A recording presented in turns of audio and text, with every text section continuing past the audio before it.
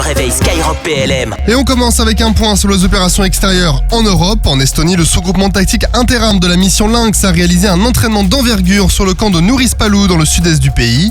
Au programme, manœuvres tactiques avec les derniers véhicules blindés Griffon, des chars sur roues AMX-10 RC et des mortiers. Un exercice comprenant des tirs qui démontrent le très bon niveau de préparation opérationnelle du sous-groupement qui participe à la posture dissuasive de l'Alliance. Et au Central Training Area du camp de Tapa, la compagnie d'infanterie légère française s'est entraînée au combat urbain.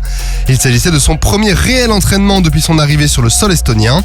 Et on bascule en Roumanie maintenant où les composantes infanterie, cavalerie, artillerie et génie combat françaises et belges du bataillon multinational ont participé à l'exercice Eagle Indiratnik sur le camp d'entraînement de Sinku.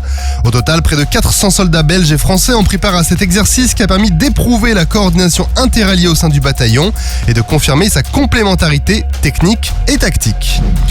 Une nouvelle prise pour la marine nationale. Plus de 2 tonnes de cocaïne ont été découvertes dans l'Atlantique par la frégate de surveillance Ventose à bord d'un bateau de pêche qui avait quitté les côtes brésiliennes quelques jours plus tôt.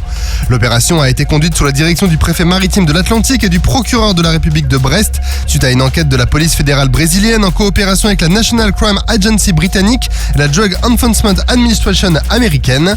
Pour rappel, la frégate de surveillance Ventose est engagée depuis mi-septembre dans l'opération Corymbe, qui contribue à la sécurité maritime et à la lutte contre les activités illicites dans le golfe de Guinée.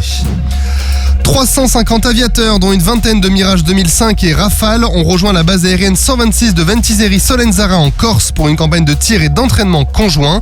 2 escadres avec différents types d'aéronefs ont travaillé ensemble pour qualifier les pilotes au tir RR. Cette campagne regroupait des missions de combat aérien, des entraînements au tir et de la gestion du stress pour les pilotes en formation.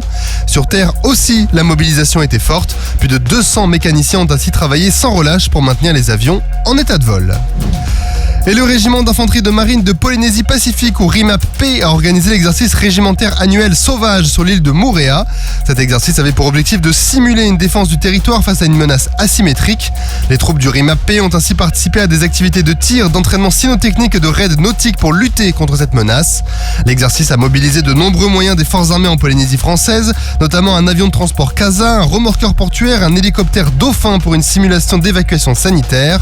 L'exercice a démontré la capacité de ces militaires à être rapidement engagés pour des missions de crise et à assurer la souveraineté de la France dans ses territoires d'outre-mer. Sur terre, sur mer, comme dans les airs. Skyrock PLM, en équipe avec Cuneo, la mutuelle des forces armées.